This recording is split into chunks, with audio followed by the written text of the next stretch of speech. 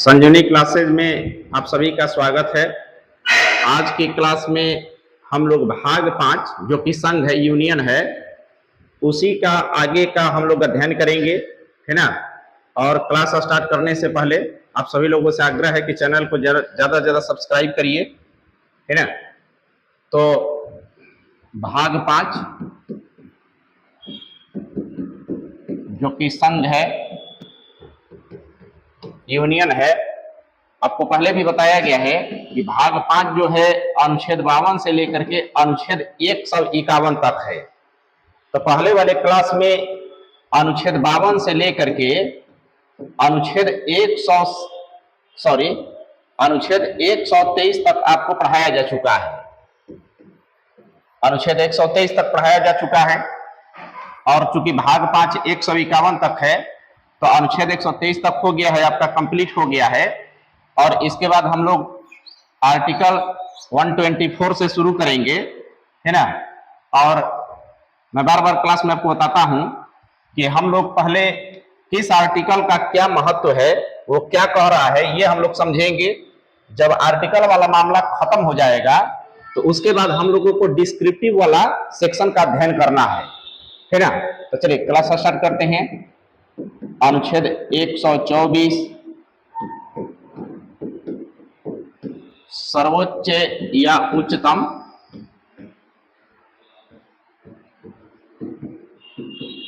न्यायालय, जिसको supreme court भी कहा जाता है, का गठन। ठीक, तो भारत में जो सुप्रीम कोर्ट का गठन किया गया है, सर्वोच्च न्यायालय का, उसका प्रावधान अनुच्छेद 124 में किया गया है। देखिए मैं बार बार ये बताता हूं कि भाग 5 वाला लैंग्वेज भाग 6 में रिपीट करेगा। इस 2 को बाहर निकालिएगा 214 बन जाएगा। और जब भाग 6 जो कि राज्य है उसमें अनुच्छेद 214 देखिएगा हाई कोर्ट हो जाएगा, उच्च न्यायालय हो जाएगा, है ना। तो उच्च न्यायालय का गठन जो है अनुच्छेद 214 के तहत किया गया है और जो सुप्रीम कोर्ट है इसका गठन अनुच्छेद 124 के तहत किया गया है ना। तो अभी डिस्क्रिप्टिव सेक्शन बचा हुआ है। डिस्क्रिप्टिव सेक्शन में देखिएगा सर्वोच्च न्यायालय यानी उच्चतम न्यायालय एक चैप्टर आएगा, वहां इसके बारे में बृहद रूप से हम लोग पढ़ेंगे। अब इसी का क्लोज आगे लिखिएगा, अनुच्छेद 124 ए, है ना। मैं बार बार बताता हूं कि इस सबका क्लोज भी है। क्लोज का मतलब कि पार्ट, इसी का ये भाग है। देखिए ए भी लिखता है या हिंदी में क भी लिख सकता है ना। इंग्लिश में ए लिखेगा और इंग्लिश में क लिख सकता है। तो इसमें लिखिएगा राष्ट्रीय न्यायिक नियुक्ति आयोग,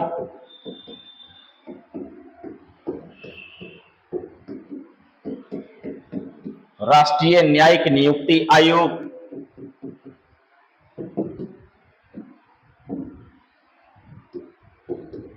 नेशनल जुडिशियल अपॉइंटमेंट कमीशन,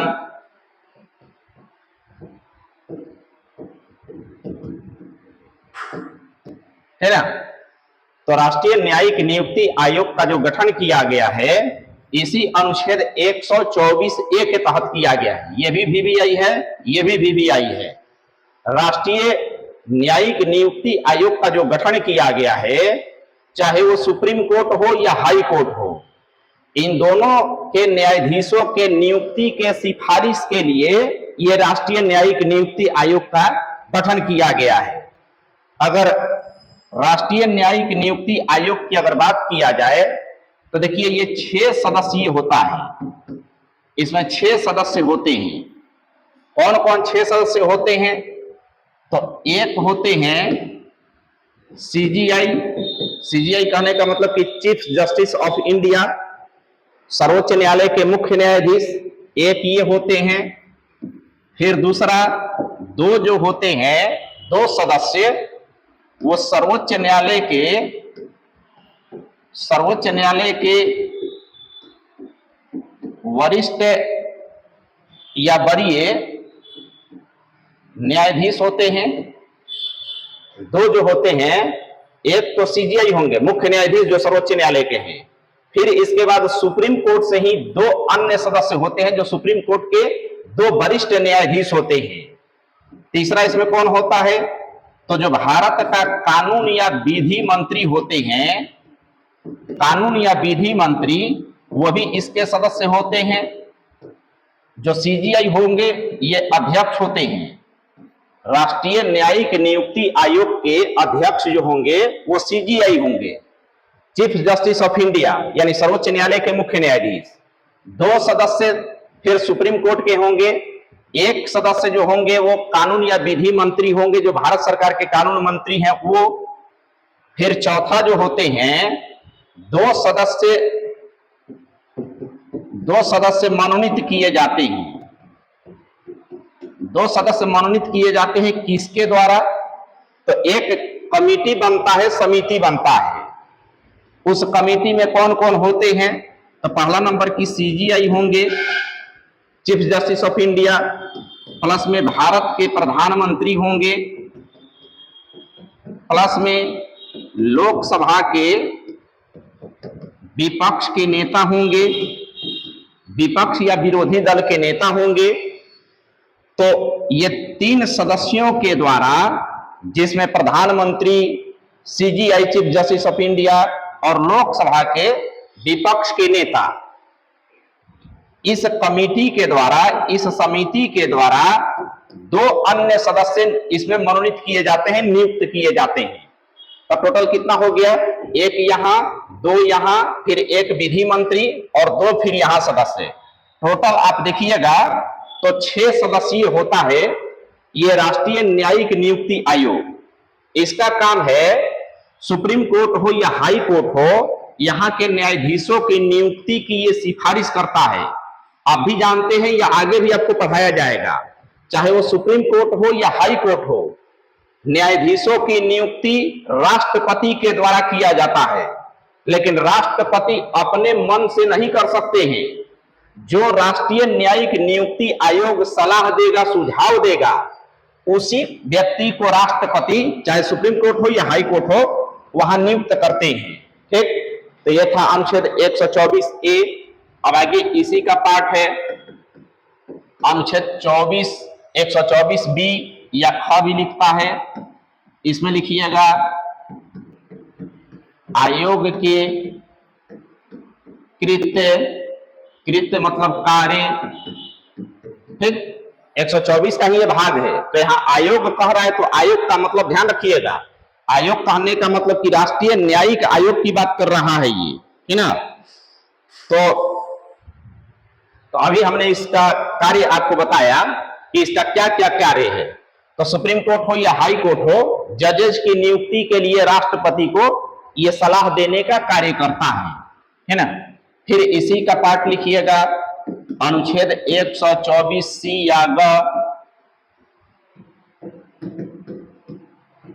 संसद द्वारा विधि का निर्माण करना।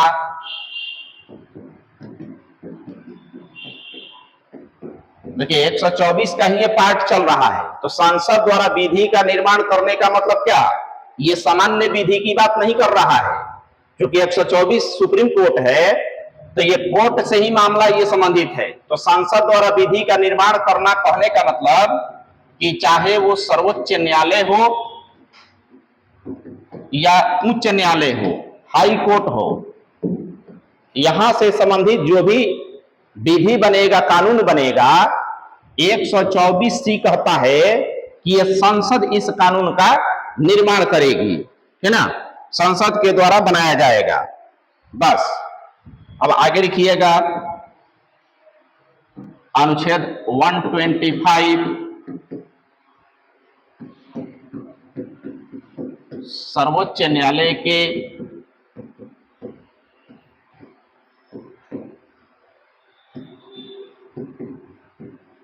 न्यायाधीशों का वेतन एवं भत्ता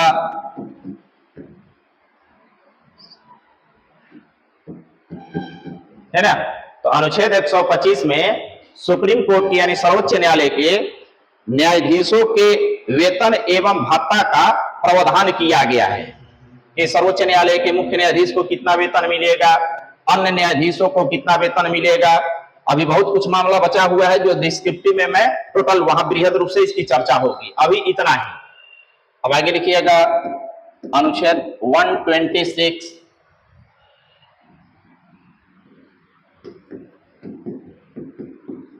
सर्वोच्च न्यायालय जोड़ लीजिए, ठीक रहेगा। सर्वोच्च न्यायालय में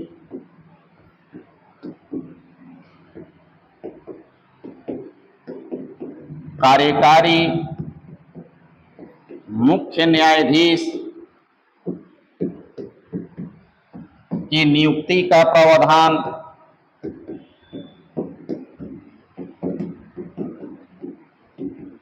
ठीक। अब ये अनुच्छेद 126 क्या कह रहा है, सर्वोच्च न्यायालय में कार्यकारी मुख्य न्यायाधीश की नियुक्ति का प्रावधान। देखिए कार्यकारी और किसकी नियुक्ति कर रहा है, मुख्य न्यायाधीश की बात कर रहा है, चीफ जस्टिस ऑफ इंडिया की यानी सीजीआई की बात कर रहा है ये। तो ध्यान रखिएगा किसी कारण से अगर मुख्य न्यायाधीश सुप्रीम कोर्ट में नहीं रहते हैं, मान लीजिए वो छुट्टी पर चले जाएं, बीमार हो जाएं, इस्तीफा दे दें या उनको पद से बर्खास्त कर दिया जाए, तो सुप्रीम कोर्ट एक दिन भी खाली न रहे, इसके लिए अनुच्छेद 126 में यह प्रावधान किया गया है कि मुख्य न्यायाधीश के स्थान पर कार्यकारी मुख्य न्यायाधीश बनाया जा सकता है जब तक कि मुख्य न्यायाधीश की नियुक्ति नहीं हो जाता है। जब तक मुख्य न्यायाधीश की नियुक्ति नहीं होगा, ये कार्यकारी मुख्य न्यायाधीश ही सुप्रीम कोर्ट का कार्य करेंगे। तो ध्यान रखिएगा ये कार्यकारी मुख्य न्यायाधीश की नियुक्ति कब की जाती है, मामला समझ गए, जब मुख्य न्यायाधीश यानी सीजीआई अपने पद पर नहीं रहेंगे। और इस कार्यकारी मुख्य न्यायाधीश की नियुक्ति भी जो अभी हमने कुछ देर पहले राष्ट्रीय न्यायिक नियुक्ति आयोग पढ़ाया, उसी राष्ट्रीय न्यायिक नियुक्ति आयोग के सलाह पर राष्ट्रपति के द्वारा किया जाता है। ठीक है, तो यह था सर्वोच्च न्यायालय के कार्यकारी मुख्य न्यायाधीश का प्रावधान। अब आगे लिखिएगा अनुच्छेद 127 तदर्थ न्यायाधीशों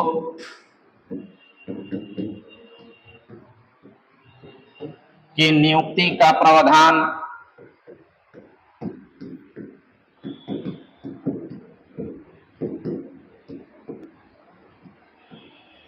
है ना, तदर्थ का मतलब एक चीज ध्यान रखिएगा, ये सब संवैधानिक शब्द है। तदर्थ का मतलब ध्यान रखिएगा अन्य, अन्य मतलब और।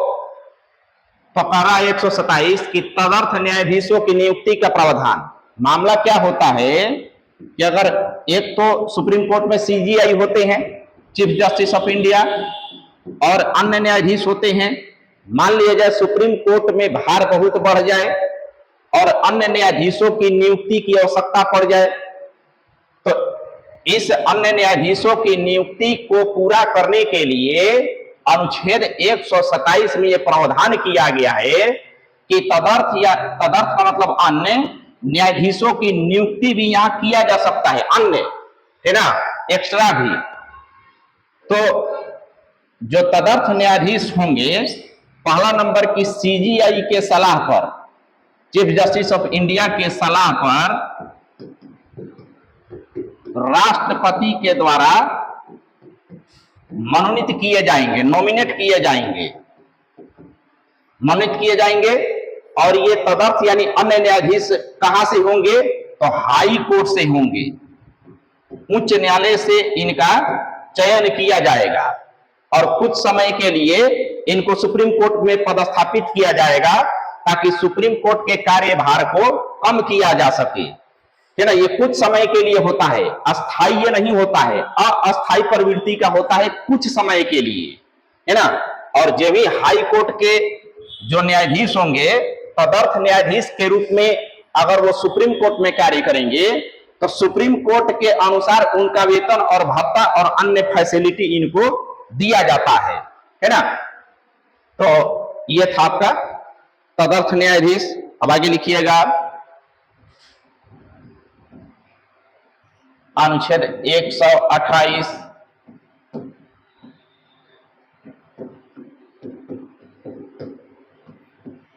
सर्वोच्च न्यायालय में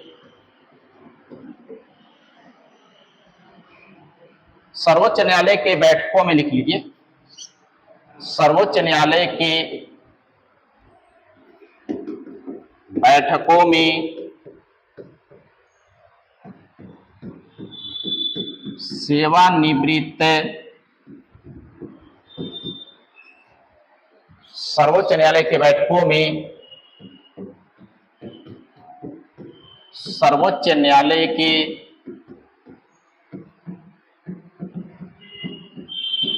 सेवानिवृत्त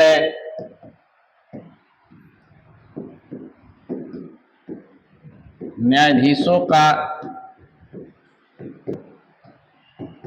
भाग लेना मतलब हिस्सा लेना है ना। तो अनुच्छेद 128 कह रहा है कि सर्वोच्च न्यायालय के बैठकों में सर्वोच्च न्यायालय के सेवानिवृत्त मतलब रिटायर्ड, जो सुप्रीम कोर्ट से रिटायर्ड हो गए हैं, तो न्यायाधीशों का भाग लेना। तो अनुच्छेद 128 कहता है कि अगर सर्वोच्च न्यायालय के कोई सेवानिवृत्त न्यायाधीश है, अगर कभी सुप्रीम कोर्ट का बैठक होता है तो वो भी उसमें हिस्सा ले सकते हैं, है ना।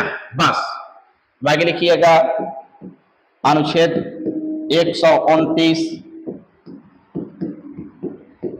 सर्वोच्च न्यायालय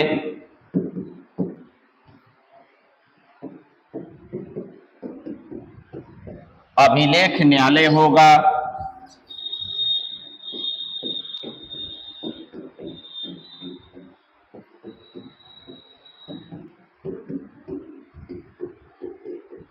है ना, सर्वोच्च न्यायालय अभिलेख न्यायालय होगा।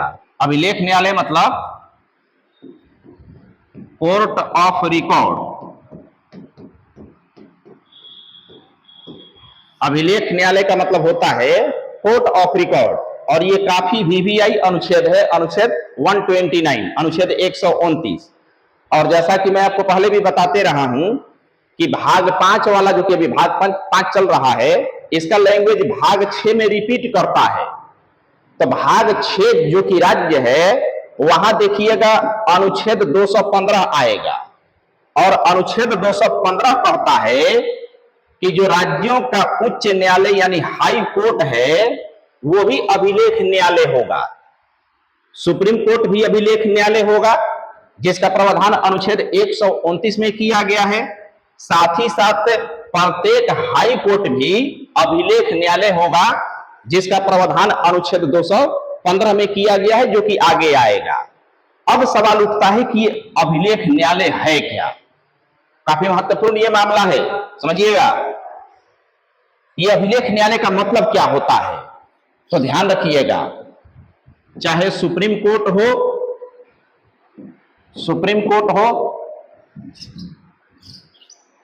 चाहे सर्वोच्च न्यायालय हो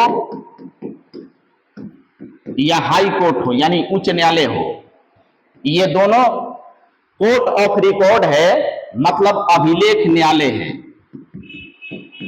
अभिलेख न्यायालय का मतलब क्या, तो ध्यान रखिएगा।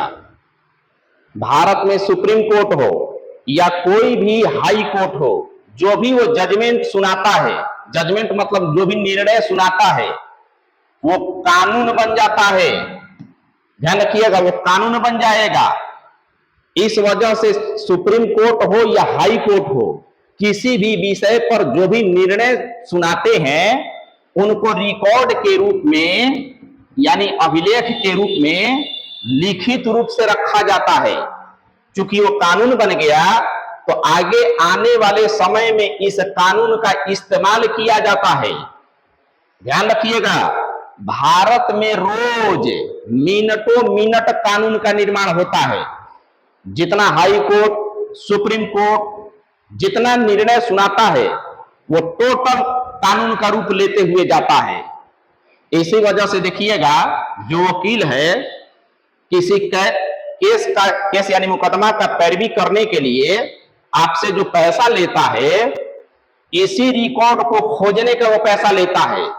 जैसे मान लीजिए कोई दो व्यक्ति का मुकदमा है, दो व्यक्तियों के बीच कोई मुकदमा यानी केस चल रहा हो, तो वकील क्या करता है कि भारत के हर एक हाई कोर्ट और सुप्रीम कोर्ट के जजमेंट में ऐसा जजमेंट खोजता है जिसमें उसके मुवक्किल को विजयी घोषित करवाया जा सके। वो क्या करता है कि अगर कोई मामला रहेगा तो मान लीजिए किसी मामले में 1960 में मान लीजिए केरल का एर्नाकुलम हाई कोर्ट ने कोई जजमेंट सुनाया हो, तो क्या करेगा ना कि जब जज के सामने वो पैरवी करेगा तो वहां बताएगा कि महोदय सेम ऐसा ही मामला 1960 में केरल के एर्नाकुलम हाई कोर्ट में आया था, जिसमें केरल की एर्नाकुलम हाई कोर्ट ने मुवक्किल मतलब अभियुक्त मुवक्किल को विजयी घोषित किया था, इसलिए उसको प्रमाण मानते हुए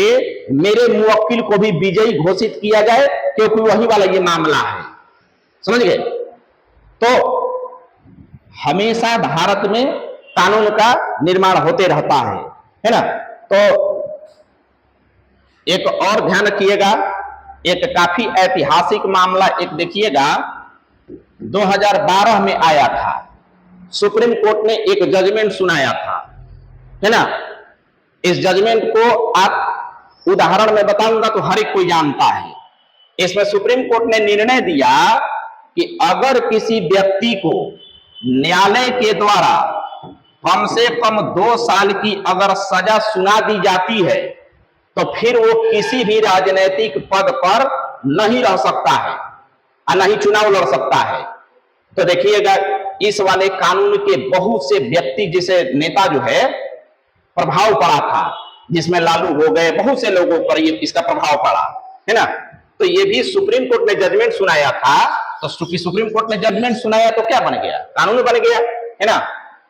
तो हाई कोर्ट हो या सुप्रीम कोर्ट हो, ये दोनों अभिलेख यानी रिकॉर्ड कोर्ट होते हैं, और जो भी ये जजमेंट सुनाएंगे वो कानून बन जाता है और रिकॉर्ड के रूप में उसको उपस्थित रखा जाता है ना। तो अब आगे लिखिएगा, अनुच्छेद 130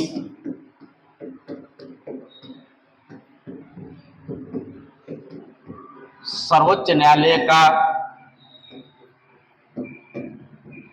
क्षेत्रीय पीठ है ना। अनुच्छेद 130 कहता है कि सुप्रीम कोर्ट का सर्वोच्च न्यायालय का क्षेत्रीय पीठ भी हो सकता है। पीठ मतलब ब्रांच।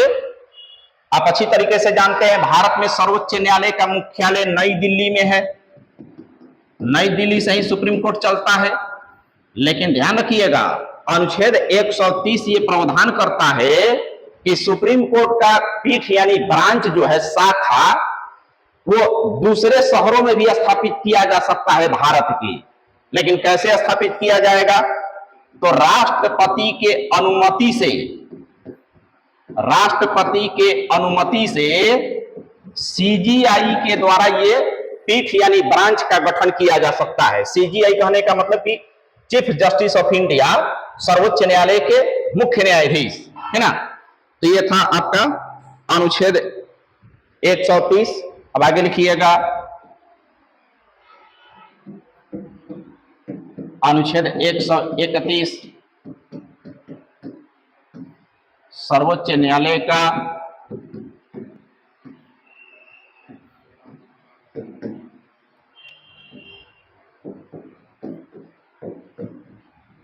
मूल अधिकार क्षेत्र।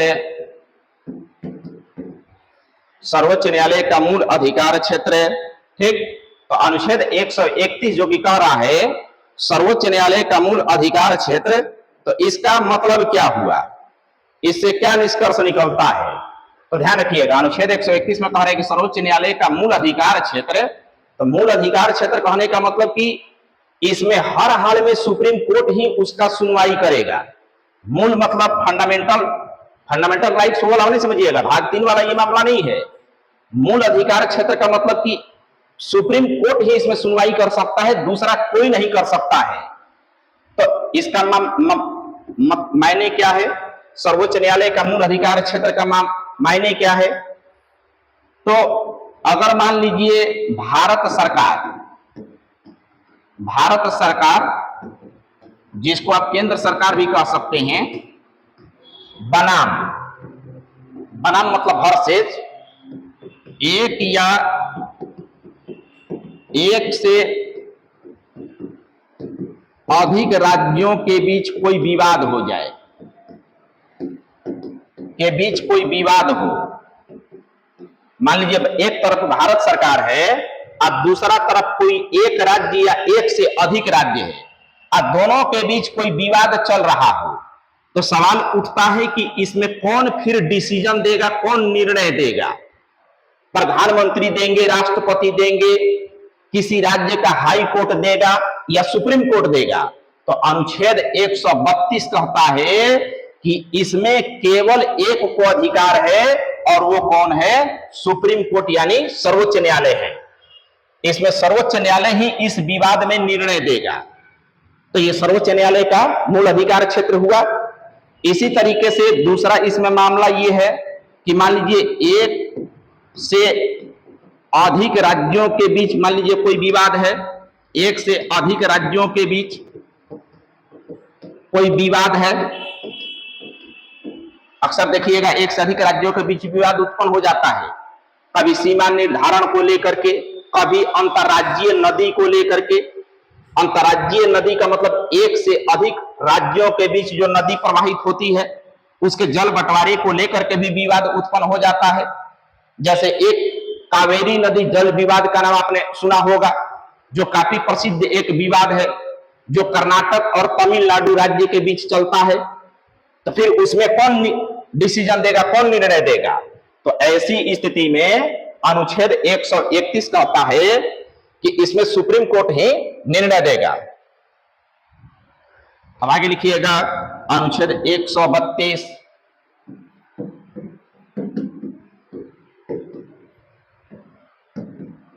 कुछ मामलों में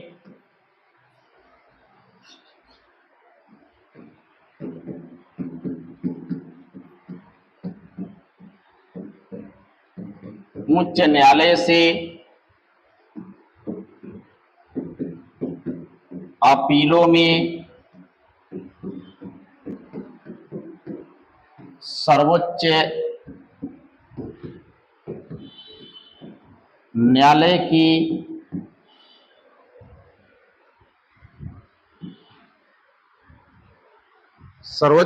की इस पर कीड़ा चलने लगता है, इसलिए डिस्टर्ब होता है। कहीं कीड़ा तो नहीं है। कुछ मामलों में उच्च न्यायालय से अपीलों में सर्वोच्च न्यायालय की अपीलीय अधिकारिता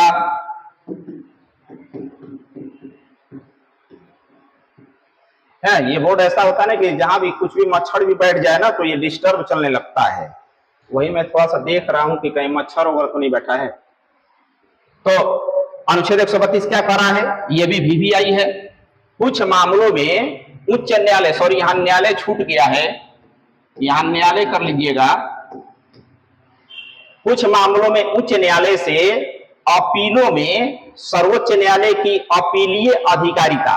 अपील का मतलब होता है जैसे कोई भी मुकदमा आप दर्ज करवाते हैं तो एक तरीके से आप न्यायालय में अपील करते हैं, गुहार लगाते हैं कि इसमें हमको न्याय दिया जाए।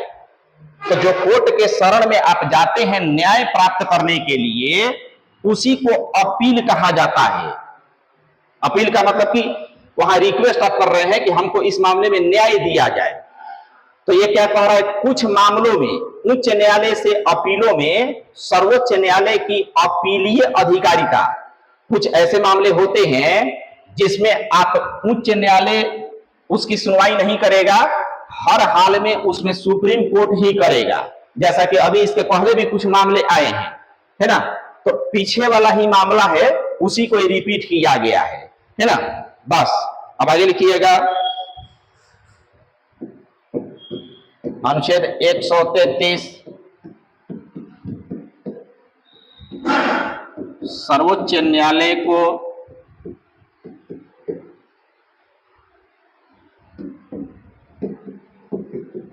सिविल मामलों में उच्च न्यायालय से अपीलीय अधिकारिता। तो अनुच्छेद 133 क्या कह रहा है?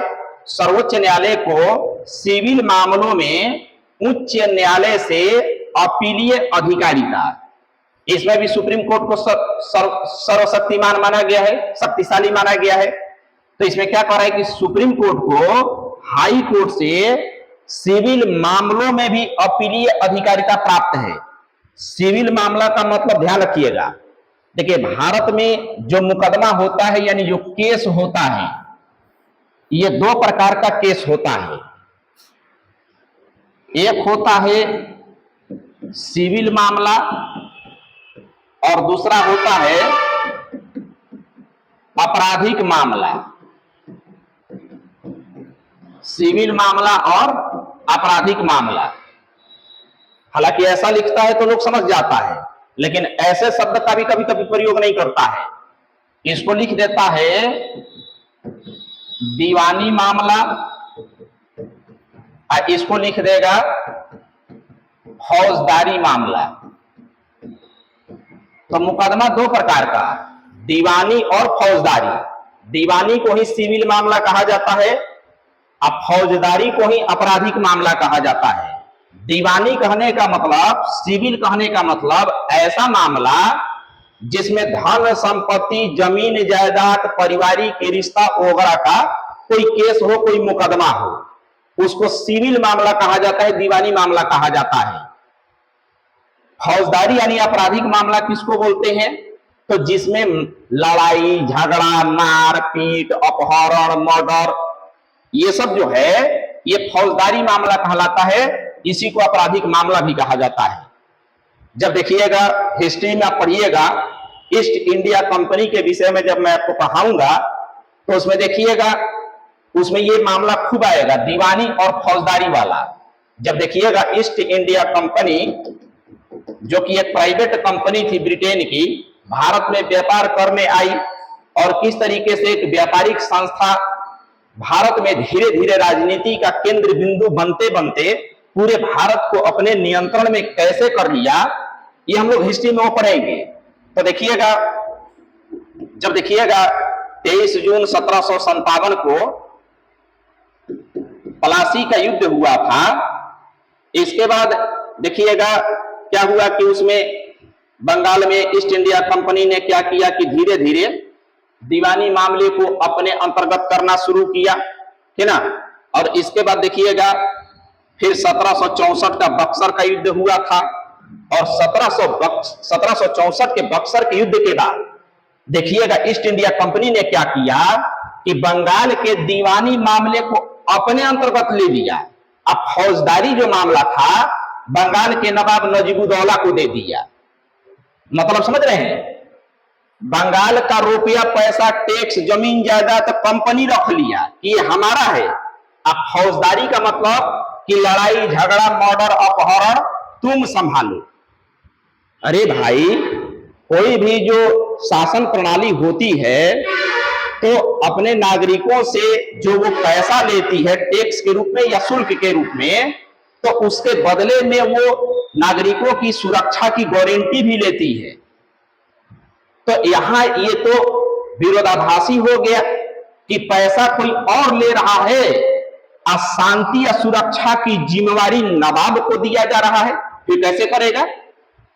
तो इसी को देखिएगा वैध शासन यानी दोहरी शासन कहा जाता है, जो कि 1772 तक चला था, ठीक ना। उसमें आएगा तो उसमें व्यापक रूप से चर्चा होगा, है ना। तो यहां मामला स्पष्ट हुआ 133 का। अब आगे लिखिएगा अनुच्छेद 134,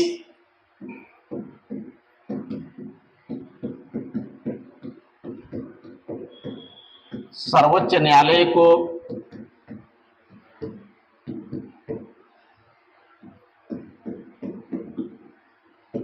आपराधिक मामलों में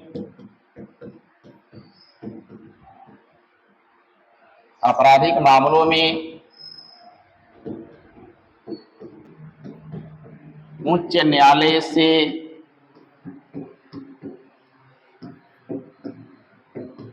अपीलीय अधिकारिता, ठीक सेम वही वाला मामला है, 133 वाला ही मामला है। 133 में सिविल था और इसमें आपराधिक मामला हो गया, फौजदारी वाला मामला हो गया। तो इसमें क्या कह रहा है अनुच्छेद 134 में कि सर्वोच्च न्यायालय को आपराधिक मामले में भी उच्च न्यायालय से अपीलीय अधिकारिता प्राप्त है। यानी उच्च न्यायालय कोई आपराधिक मामला की अगर सुनवाई करता है, इसका मतलब समझ रहे हैं अपीलीय अधिकारिता का मतलब, चाहे सिविल हो या आपराधिक हो। अगर मान लीजिए हाई कोर्ट कोई जजमेंट देता है, कोई जजमेंट मान लीजिए सुना दिया, तो ये अनुच्छेद 133 या 34 ये कह रहा है कि हाई कोर्ट के डिसीजन के विरुद्ध में आप सुप्रीम कोर्ट जा सकते हैं। फिर सुप्रीम कोर्ट इसको सुनवाई करेगा, हाई कोर्ट रोकेगा नहीं। ये नहीं कहेगा कि हम सुना दिए हैं तो अब इतना ही पे मामला खत्म, नहीं। हाई कोर्ट के सुनाने के बावजूद आप सुप्रीम कोर्ट जा सकते हैं। यही अनुच्छेद 133 और 34 कह रहा है। मामला स्पष्ट है? बस अब आगे देखिएगा अनुच्छेद 135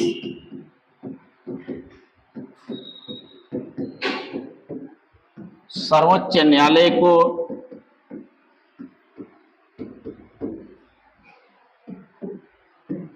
सिविल तथा आपराधिक मामलों के अलावे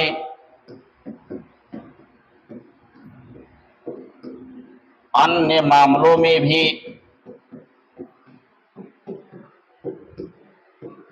उच्च न्यायालय से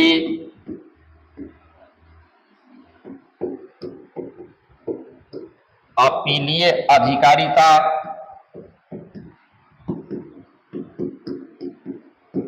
ठीक, अपीलीय अधिकारिता का अर्थ समझ रहे हैं कि हाई कोर्ट के जजमेंट के विरुद्ध आप सुप्रीम कोर्ट में जा सकते हैं, हाई कोर्ट रोकेगा नहीं। तो जैसा कि हमने स्पष्ट रूप से बताया कि मामला यानी मुकदमा दो ही प्रकार का होगा, एक सिविल होगा और एक आपराधिक होगा।